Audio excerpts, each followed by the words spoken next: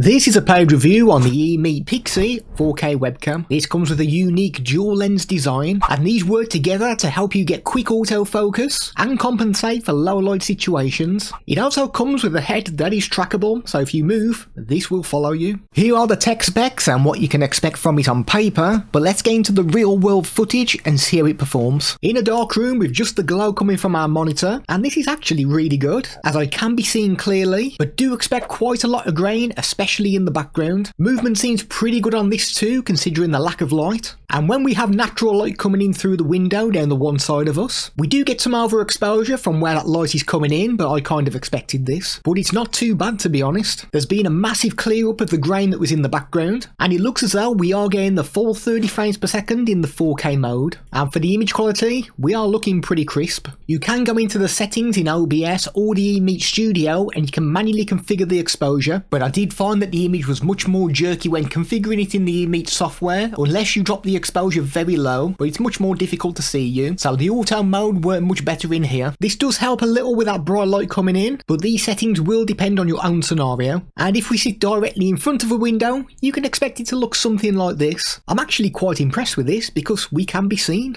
That light that's coming through the window does look really washed out, but this really shouldn't matter too much if you're on a video call, as long as you can be seen. If you only have your main room light available, then this will give you a bit of an idea of how it can look. Obviously the placement of you and your light will change things, but the image quality is still looking really good, and it's definitely going to be good enough for a video call or some streaming. With a pair of ring lights in front of me, and the image quality is still looking nice and crisp. Do expect some noise in the areas where there's no light, but that movement still looks as though we are hitting the 30 frames per second in the 4K mode. Moving closer to the lens will kick in that autofocus, and you will get this subtle blur in the background, and it seems to react really quick too, but we'll check this out in more detail shortly. Switching on some backlights behind me, and this worked great. There wasn't any kind of weird effects going on with the lights, and we still look really crisp. And having those lights in the background does help with that additional noise that we was getting without the light switched on. So if you plan on doing some streaming, you want some nice lights on behind you to bring more life to your streams, then you shouldn't experience any issues with this. Dropping the resolution down to 1080p will allow you to get 60 frames per second, and this will give you more fluent movement, but at the cost of that image quality slightly. There doesn't seem to be any bending to the size of the images, which is good, but I do notice a lot more in the way of pixelation in the background due to that lack of light, so do expect this if you are in a darker environment. The one benefit of this is that you can enable that tracking mode, and it's a good way to do some dancing on a live stream, or an even better way to hand in your notice at work. If you're not going to be moving around too much, then I recommend sticking to the 4K 30 frames per second for that better image quality. Now putting the AI focus on the dual lens to the test, and this does perform extremely well. I can move the small Lego character towards and away from the lens at various speeds, and it picks up the focus rapidly. It is also the same case if you're using an ID card and you need to show the details to people on the other end. It grabs the focus amazingly quickly, and all that small text is nice and crisp. Removing a green screen in OBS, and this gave us a great result. There is some pixelation in the bottom corner, that's due to my own dodgy lighting setup, and just to prove this, when I move my light closer towards the green screen, this gets removed immediately. So again, you shouldn't have any issue with this, providing your lighting setup is pretty decent. Now the tracking is a feature you can get on this. You can enable it by holding your hand up in a high five position, or you can switch it on in the Emeet Studio software. This tracks very well and does it smoothly too. This is in the 4K 30 frames per second mode, and I know I'm old and slow, but I did try my best to move out of the shot very quickly, just to see if it could keep up with me, and it did. I just couldn't lose the tracking. But if you do move behind an object, and it loses the track, then you will get an orange LED on the webcam. Sometimes the Pixy will begin to scour the room searching for you, and as soon as it picks up your face again, it will automatically begin to track. The Emeet software also allows you to manually move the head around. It does give a little bit of a bounce when you move it to a position. I'm not quite sure if you can catch it here, but if I move towards the right and let go, it just does this subtle little bounce. Not that that's an issue, but I thought it was worth letting you know about. You can also flip the image horizontally, vertically, and you can switch it to record vertically too. You will need to manually move the webcam onto a tripod and tilt it so that you're in the right orientation, but it will allow you to record yourself for platforms like Instagram or TikTok. You can manually move the head in the Emeet Studio software and set 3 preset positions. This basically allows you to toggle between any of these 3 positions very quickly. Once you've got it into position, you will need to right click on the option to save it, but one thing I do notice is that if you zoom in on one of these preset positions, then that zoom will be fixed in place for all your other ones. It doesn't remember to zoom in on one and zoom out on the other one. And speaking of zooming, this will only work in the 2K 30 frames per second and the 1080p 30 frames per second modes. The Image Studio software does have an AI section, and this will help you if you are creating content, as you can speak to this AI agent. You do get multiple preset options that you can select from, or you can create something yourself, and it will help you when it comes to creating that content. If you're concerned about privacy and your webcam spying on you, then there is a privacy option in the Emeet software where the head of the webcam will tilt downwards and switch itself off. You can also set this to automatically happen. You do get the option of 10 seconds, 1 minute or 15 minutes, and when you close down whatever software you are using, the head will tilt downwards after one of these time frames that you've selected. The Image Studio software also brings you whiteboard mode, and this reacts so quickly, it's unreal. And we do get ourselves a good image when it zooms in on that board where the text is readable. As you can see, I've got two whiteboards. It will automatically detect the larger of the two, but you do get the option where you can manually draw a frame around where you want it to zoom into. Just make sure you click on the little small whiteboard symbol, which is next to the blue box, and click on enter the whiteboard mode. This will now focus on what you've just selected. This does also work if you want to zoom in on something else in your room other than a whiteboard.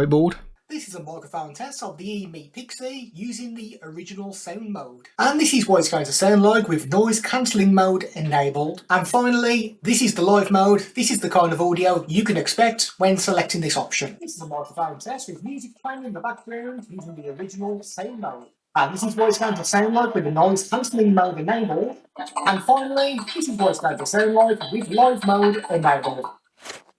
This is a microphone test using the original sound mode with the fan on our desk. This is what it's going to sound like with the noise cancellation enabled, and now this is using the live mode.